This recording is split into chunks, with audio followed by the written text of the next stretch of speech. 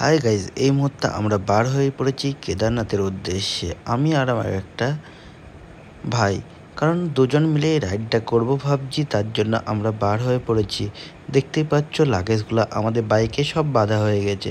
আমরা দুজন যাচ্ছি কারণ আর কেউ নেই। দুজন গেলেই বেশি মজা হবে, অনেকজন গেলে বেশি আনন্দ হয় না। আমরা এই মুহূর্তে অনেকক্ষণ রাইড করার পরে চলে এসেছি একটা টোল প্লাজাতে। সেখানে খাওয়া দাওয়া করব, কিছু একটু চা পানি খাবো। তারপরে আগের ভিডিওগুলো আমরা করিনি কারণ অনেক সকাল ছিল, তো ভোর ভোর এসেছি, তাই আমাদের বাইকটা এই তো রাখা আছে।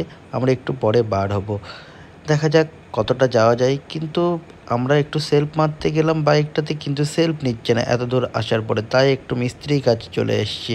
মিস্ত্রি ভাইকে দেখানোর পরে আমরা ভাবছি যে কি হয়েছে, তখন দেখলাম না, দুটো প্লাগ শর্ট হয়ে গেছে। অতিরিক্ত আসার পরে একটানা আমরা 200 কিলোমিটার এসেছি, তো তারপরে এখান থেকে ঠিক করার পরে আমরা আবার কন্টিনিউ আমাদের রাইডটা শুরু করেছি। দেখতেই পাচ্ছ যে আমরা একটা হাইওয়ের ওপর দিয়ে যাচ্ছি। তারপরে আমরা আস্তে আস্তে দেখা যাক যে কতটা কিলোমিটার আজকে কভার করতে পারি। আজকে আমাদের ডেস্টিনেশন আছে বারাণসী।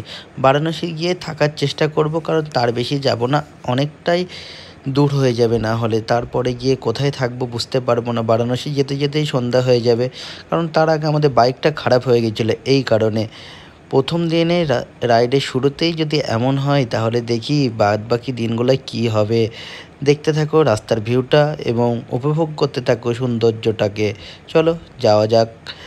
আনন্দ তো খুব আমাদের মধ্যে কাজ করছে, কারণ আমরা বুঝতেই পারছো কোথায় যাচ্ছি, কেদারনাথ দেখার জন্য।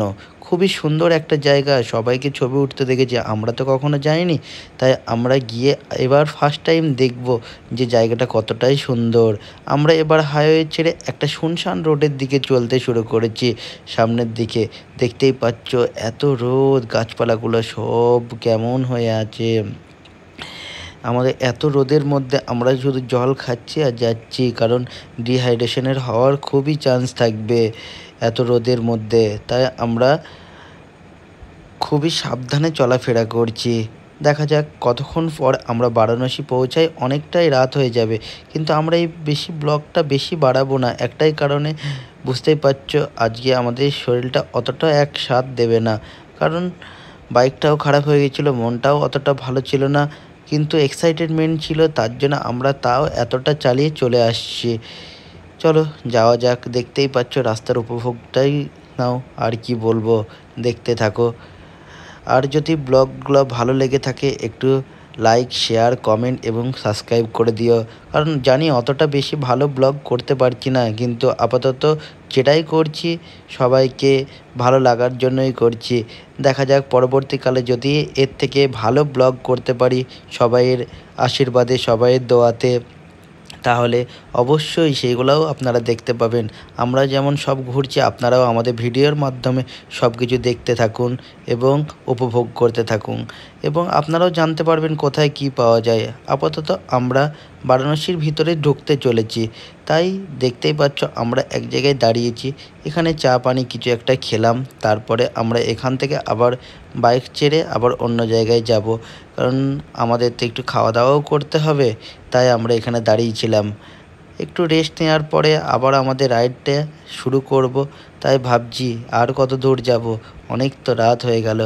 দেখা যাক আস্তে আস্তে যাওয়ার পরে, তারপরে আমরা আবার এক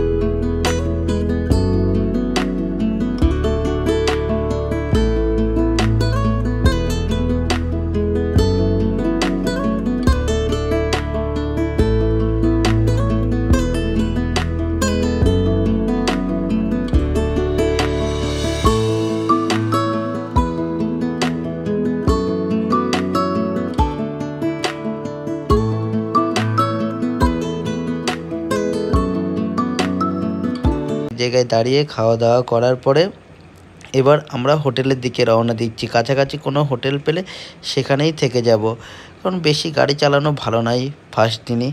তাই আমরা বারাণসীতে একটা এই হোটেলে খাওয়া দাওয়ার পরেই পাশে একটা হোটেল পেয়ে গেছিলাম, সেই হোটেলে চলে এসেছি। দেখতেই পাচ্ছ হোটেল রুমটা দেখে নাও। সকালের ভিউটা আরও ভালো করে দেখাবো হোটেলের। আমাদের হোটেলটা পড়েছে 800 টাকা, বেশি রেট পড়েনি। এসি রুম তাও 800 টাকাতেই আমাদের দিয়ে দিয়েছে।